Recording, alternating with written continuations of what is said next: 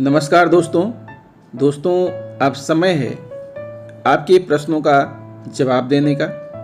आप कहेंगे कि आज आप इतनी देर से क्यों आए? तो दोस्तों मैं आपको बताना चाहूँगा कि मेरा एक और चैनल है जिसका नाम है खूब बनाओ खूब खाओ। उसके लिए मैं रेसिपी तैयार कर रहा था। अगर आप खाने के शौकीन हैं और नई नई रेसिपी बनाना चाहते हैं तो हमारा जो चैनल है खूब बनाओ खूब खाओ उसको सब्सक्राइब कर लीजिए और नई नई रेसिपी आपको प्रतिदिन मिलेगी। तो आइए दोस्तों हम आते हैं अपने मेन टॉपिक पर, सवाल आपके जवाब हमारे।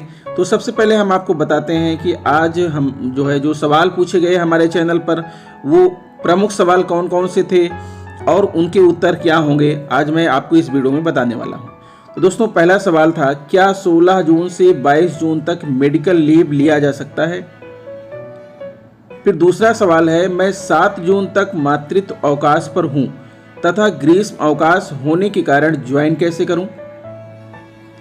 फिर अगला सवाल है दोस्तों कि एनपीएस क्या है, इसके बारे में बताएं। नेक्स्ट क्वेश्चन है, बेसिक में प्रमोशन कब तक होगा, क्या कोई उम्मीद है?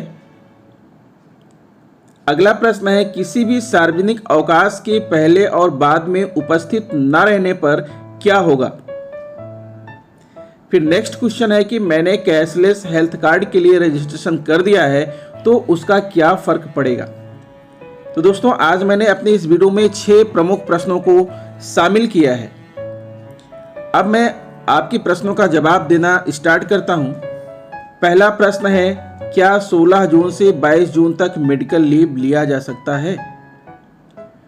और किसी एक शिक्षक साथी ने यह भी पूछा है कि मेरी तबीयत बहुत ख़राब है, मैं विद्यालय जाने में असमर्थ हूं, तो क्या मैं 16 जून से मेडिकल लीव ले सकती हूं? लेकिन उन्होंने ये नहीं बताया कि 16 जून से कब तक उनको मेडिकल लीव लेना है। तो इन दोनों ही प्रश्नों का जवाब दे रहा हूं। अगर वो भी हमारे वीडियो को देख रहे हैं तो आप समझ लीजिए कि आप दोनों के प्रश्नों का जवाब देने के लिए मैंने एक प्रश्न क्रिएट किया है। जो 5वां प्रश्न आपको यहाँ पर दिख रहा है कि किसी भी सार्वजनिक अवकाश के पहले और बाद में उपस्थित ना रहने पर क्या होगा? सार्वजनिक अवकाश का मतलब दोस्तों जिसे कहते हैं सरकारी छुट्टी। जैसे कि मान लीजिए कि संडे है, अगर आप सैटरडे को और मंडे को दोनों दिन एब्सेंट रहते हैं तो जो सार्वजनिक अवकाश है वो भी आपके अवकाश में जुड़ जाएगा, अर्थात माना जाएगा कि आप 3 दिन तक की छुट्टी ले रखे हैं। या किसी अन्य प्रकार का सार्वजनिक अवकाश जैसे कि ग्रीष्म अवकाश चल रहा है।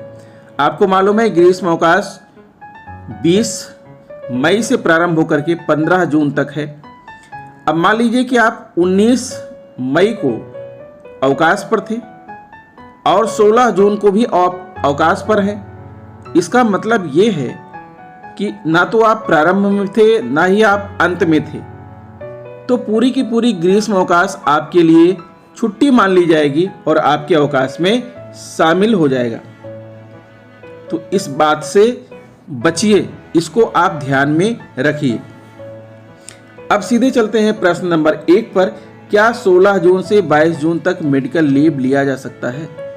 तो यहाँ 2 बातें आपको ध्यान में रखना है कि 16 जून को विद्यालय खुल रहे हैं और आप 16 जून से मेडिकल लीव लेने की बात कर रहे हैं। आप ले सकते हैं 16 जून से 22 जून तक या 16 जून से जहां तक आप चाहें वहां तक मेडिकल लीव ले सकते हैं, कोई आपको मना नहीं करेगा, बशर्ते आप 19 मई को प्रेजेंट हों। अगर आप 19 मई को अपने विद्यालय में उपस्थित थे तो आप 16 जून से अवकाश ले सकते हैं। अगर आप 19 मई को भी अवकाश पर थे और 16 जून से अवकाश लेना चाहते हैं तो बीच का जो ग्रीष्म अवकाश 27 दिन का है वो आपके अवकाश में शामिल हो जाएगा, क्योंकि ना तो आप अवकाश के सार्वजनिक अवकाश के प्रारंभ में हैं और ना ही आप अंत में हैं। तो आप 16 जून से 22 जून क्या 23 जून 24 जून 25 जून जब तक आप चाहें अवकाश ले सकते हैं। लेकिन आप अगर 19 मई को अगर आप अपने विद्यालय में प्रेजेंट थे तो आप 16 जून से अवकाश ले सकते हैं। और जब तक आप अवकाश ले रहे हैं ध्यान दीजिएगा, 22 जून तक की बात अगर कर रहे हैं तो कहीं 23 जून को सार्वजनिक अवकाश तो नहीं है, इस बात का ध्यान दे लीजिएगा। अगर 23 जून को सार्वजनिक अवकाश होगा तब आपका नुकसान हो जाएगा। फिर आपका अवकाश मान लिया जाएगा कहां तक, 23 जून तक, और 23 जून के बाद आप ज्वाइन करेंगे। तो इस बात को फिर से समझिए, ध्यान से समझिए कि किसी भी सार्वजनिक अवकाश के पहले या बाद में आपका उपस्थित होना बहुत जरूरी है। अगर आप 19 मई को उपस्थित थे तो जरूरी नहीं कि आप 16 जून को उपस्थित रहें। अगर आप 19 मई को उपस्थित नहीं थे तो जरूरी है कि 16 जून को आप उपस्थित रहें। ठीक है, अब मान लीजिए कि 19 मई को आप उपस्थित थे और 16 जून से आप अवकाश लेना चाहते हैं तो आप ले सकते हैं, लेकिन जिस दिन आपकी ज्वाइनिंग डेट है उस दिन कोई सार्वजनिक अवकाश नहीं होना चाहिए। तो यही उत्तर जो है दोनों सवालों के लिए था, जो मैंने अभी शुरू में बता दिया था कि क्या 16 जून से मेडिकल अवकाश ले सकते हैं कि नहीं ले सकते हैं। दोस्तों ले सकते हैं, लेकिन शर्त और कंडीशन को आप समझ लीजिए। अगर आप 19 मई को अगर आप अवकाश पर थे तो पहले 16 जून को ज्वाइन कर लीजिए, उसके बाद फिर आप मेडिकल लीजिए, चाहे जो अवकाश लीजिए, तब तो आपको ग्रीष्म अवकाश का फायदा मिलेगा, अन्यथा फिर आप नुकसान में जाएंगे। अब चलते हैं दूसरे प्रश्न की बात करते हैं। मैं 7 जून तक मातृत्व अवकाश पर हूं तथा ग्रीष्म अवकाश होने के कारण ज्वाइन कैसे करूं। अब क्वेश्चन यहीं पर आता है कि आपने 7 जून तक मातृत्व अवकाश क्यों लिया, जब आपको पता था कि 19 मई के बाद विद्यालय बंद हो जाएंगे, तो आपको जो है ज़्यादा से ज़्यादा 19 मई तक लेना चाहिए था, या 19 को आप ज्वाइन कर सकते तो कर लेते, नहीं कर पाए तो कोई बात नहीं, आगे सफिक्स में चला जाता। लेकिन आपने अगर 7 जून तक अवकाश ले रखा है तो कोई बात नहीं, वो तो आपके अवकाश में कंसीडर हो जाएगा। अब बात आती है 8 जून को ज्वाइनिंग की, तो 8 जून को आप ज्वाइन नहीं कर पाएंगे, तो फिर ज्वाइन कब करेंगे। अब ज्वाइन करेंगे आप 16 जून को। 16 जून को जब आप ज्वाइन करेंगे तो ज्वाइनिंग में आप जो है क्या करेंगे, आप डालेंगे जो है सफिक्स लीव। सफिक्स लीव यानी 7 तारीख तक आपकी छुट्टी है, 7 और 8 15 होता है, 8 दिन आप सफिक्स में डालिए और 16 तारीख को आप ज्वाइन कर लीजिए। यही एक रास्ता आपके पास है। अब बात करते हैं, मैं पहले छठे प्रश्न का उत्तर दे दूं कि मैंने कैशलेस हेल्थ कार्ड के लिए रजिस्ट्रेशन कर दिया है तो उसका क्या फर्क पड़ेगा। तो दोस्तों मैं बताना चाहूंगा कि कैशलेस हेल्थ कार्ड के लिए आपने रजिस्ट्रेशन कर दिया है तो उसका कोई फर्क नहीं पड़ेगा, क्योंकि अभी अगर आप अध्यापक हैं, टीचर हैं, तो अभी कैशलेस हेल्थ कार्ड आपको बनाने के लिए कहा ही नहीं गया था। अगर आपने रजिस्ट्रेशन कर भी दिया गया है तो आप उसको निल मानिए, आप उसको शून्य मानिए। जब आपको मौका मिलेगा तो आप फिर से जो है हेल्थ कार्ड के लिए रजिस्ट्रेशन करिएगा, ठीक है। और उस समय जो है आप देखिएगा कि आपका पहला वाला रजिस्ट्रेशन जीवित है या नहीं है। अगर पहला वाला रजिस्ट्रेशन जीवित होगा तो उस समय आपको पोर्टल बता देगा कि हाँ आपने रजिस्ट्रेशन कर लिया है, तो आप अपने उस कैशलेस हेल्थ कार्ड का प्रयोग करिएगा आगे। लेकिन अगर आपका वो जीवित नहीं है तो फिर से आप नया रजिस्ट्रेशन कर दीजिएगा, आपको किसी प्रकार का घबराने की जरूरत नहीं है। तो दोस्तों ये बातें आपको समझ में आ गई होंगी। पहला प्रश्न, दूसरा प्रश्न और छठा प्रश्न, पांचवा तो मेरा खुद का प्रश्न है। अब पहले दूसरे प्रश्न के उत्तर के लिए चलिए मैं थोड़ा सा आपको यहाँ पर दिखाता हूँ, एक प्रमाण दिखाता हूँ। दोस्तों प्रस्तुत है आपके सामने प्रमाण, ये देखिए नियम 63 है, अवकाश के साथ सार्वजनिक अवकाशों के संयोजन की व्यवस्था। इस नियम के तहत यदि अवकाश पर जाने से पहले कोई सार्वजनिक अवकाश हो तो उसका कर्मचारी के वेतन व अवकाश पर कोई प्रभाव नहीं पड़ेगा।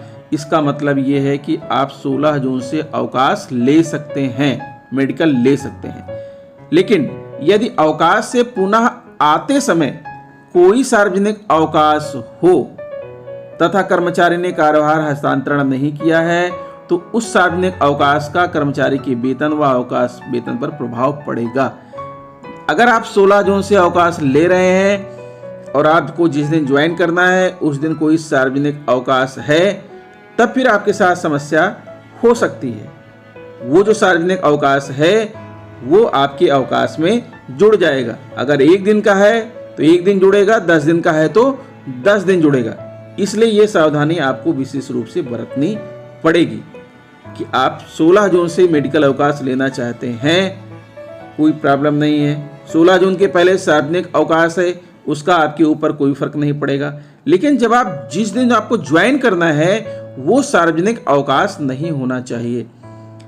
अगर वो सार्वजनिक अवकाश हुआ तो जितने दिन का सार्वजनिक अवकाश है वो आपके द्वारा लिए गए मेडिकल अवकाश में जुड़ जाएगा और फिर आपको समस्या हो सकती है। तो ये बात मैं पहले ही बता चुका हूं। तो चलिए दोस्तों, हम बढ़ते हैं अपने अगले प्रश्न की ओर। दोस्तों, अगला प्रश्न आपके सामने दिख रहा है कि एनपीएस क्या है, इसके बारे में बताएं। अगला है, बेसिक में प्रमोशन कब तक होगा, क्या कोई उम्मीद है? 2 प्रश्नों का उत्तर देना बाकी है। तो चलिए पहले मैं एनपीएस क्या है इसके बारे में बताएं। इस प्रश्न का उत्तर देने के लिए आपको कुछ दिखाते हैं। दोस्तों, प्रस्तुत है आपके समक्ष नेशनल पेंशन सिस्टम। आप ध्यान से एक एक बात को समझिएगा, आप भागिएगा नहीं, आपको सारी बातें यहाँ पर मैं आपको जानकारी प्रदान करूँगा। National pension system NPS Bharat सरकार द्वारा शुरू की गई एक पेंशन योजना, रिटायरमेंट सेविंग स्कीम है। एनपीएस एक प्रकार की पेंशन कम इन्वेस्टमेंट स्कीम है जो कि बाजार आधारित रिटर्न की गारंटी देती है। एनपीएस को ट्रिपल ई यानी अंशदान, पर निवेश, प्रतिफल और निकासी तीनों स्तर पर कर में छूट है, जैसा कि कर्मचारी भविष्य निधि ईपीएफ और लोक भविष्य निधि पीपीएफ योजनाओं के मामले में है। एनपीएस के तहत कर्मचारी सेवानिवृत्ति के समय कुल जमा कोष में से 60% राशि निकालने का पात्र है। शेष 40% जुड़ी राशि पेंशन योजना में चली जाती है। यह 1 जनवरी 2004 से आरंभ हुई थी।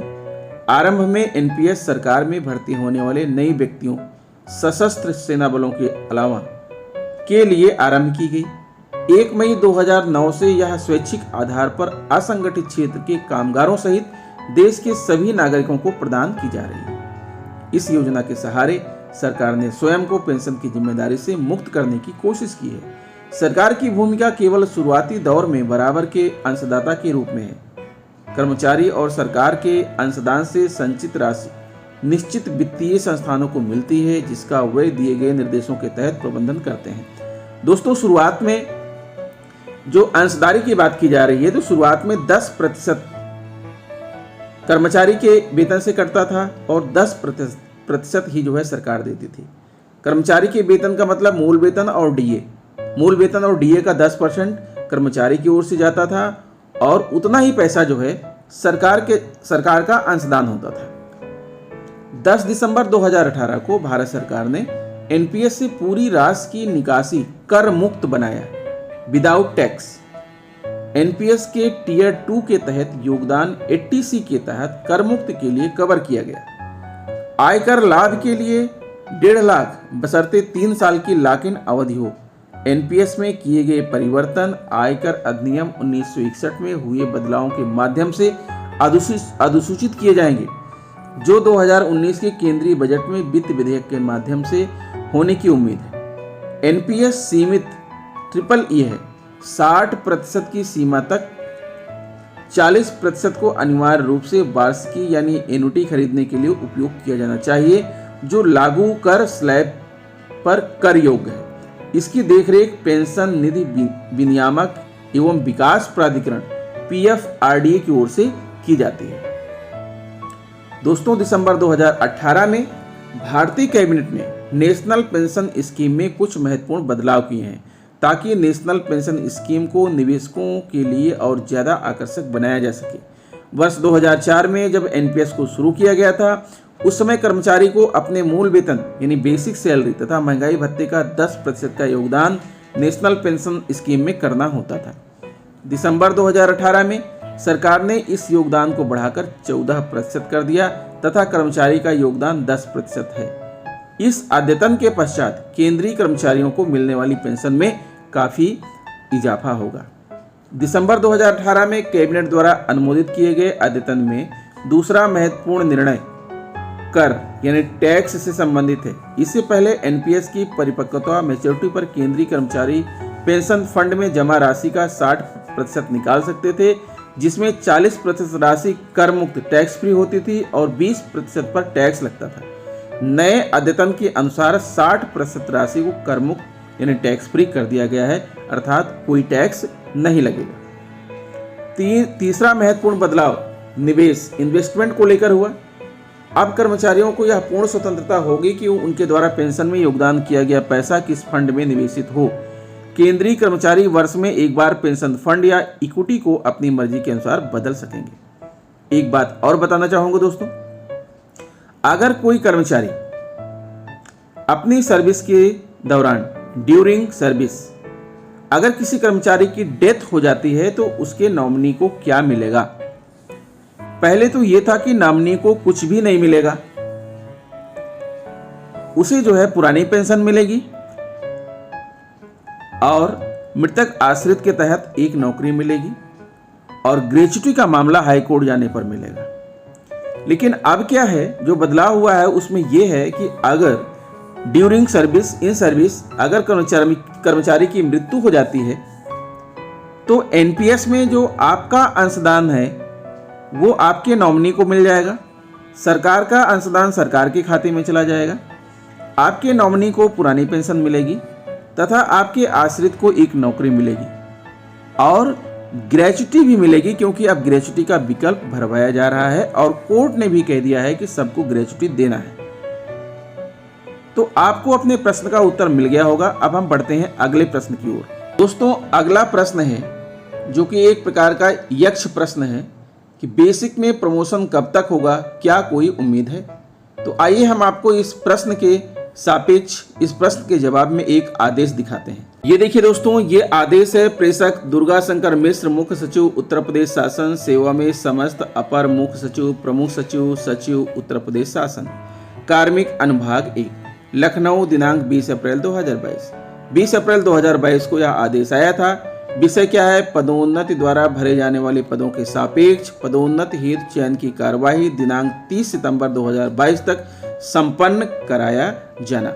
बस इतना ही आपको दिखाना चाहेंगे दोस्तों। आगे क्या लिखा है उससे हमारा कोई लेना देना यहाँ पर नहीं है। आपको इतना ही बताना चाहेंगे कि ऊपर से जो शासनादेश आया है 30 सितंबर 2022 तक सभी विभागों में पदोन्नति हो जानी चाहिए। और वर्तमान में हमारे शिक्षा विभाग में विभिन्न जिलों में जिला बेसिक शिक्षा अधिकारी महोदय के आदेश के क्रम में शिक्षकों की वरिष्ठता सूचियां बनवाई जा रही हैं। तो इसलिए कहा जा सकता है कि प्रमोशन की जो है पदोन्नति की पूरी आशा है। आप उम्मीद की किरण मत खोइए, मत छोड़िए। 30 सितंबर 2022 तक प्रमोशन होने के पूरे चांसेस हैं। अब चूंकि बेसिक शिक्षा विभाग का जो प्रमोशन है वो जिले वाइज होता है, इसलिए जिले में कितनी सीटें हैं, कितनी वैकेंसी खाली है, इसके ऊपर निर्भर करेगा कि प्रमोशन होगा या नहीं होगा। तो मैं इसके बारे में अटकलें नहीं लगा सकता हूं, सिर्फ आपको आदेश दिखा सकता हूं। संभावना है प्रमोशन की, सूचियां बन रही हैं। अब देखना यह है कि आगे क्या होता है। उम्मीद बनाए रखिए। तो दोस्तों, ये रहा आज का आखिरी प्रश्न। आशा करता हूं वीडियो हमारी आपको अच्छी लगी होगी। दोस्तों, अगर ऐसे ही प्रश्नों के जवाब आप चाहते हैं तो सबसे पहले हमारे चैनल को सब्सक्राइब कर लीजिए। सब्सक्राइब कर लीजिए और अब जब भी आपके मन में कोई सवाल उठे तो हमारी कोई एक वीडियो उठाइए और उस वीडियो पर कमेंट लिख डालिए। और उन कमेंट जितने भी कमेंट्स आएंगे उनका मैं संग्रह करता हूं और उनके प्रश्नों का जवाब देने के लिए प्रमाण ढूंढता हूं और प्रतिदिन शाम को आपके प्रश्नों का जवाब दूंगा। इस टाइटल के अंतर्गत सवाल आपके, जवाब हमारे। तो आशा करता हूं दोस्तों वीडियो हमारी अच्छी लगी होगी। अगर वीडियो अच्छी लगी है तो प्लीज़ हमें सपोर्ट कीजिए, हमारे चैनल को सब्सक्राइब कीजिए, बेल आइकन को प्रेस कर दीजिए। मिलेंगे आपसे नेक्स्ट वीडियो में, तब तक के लिए नमस्कार, गुड बाय।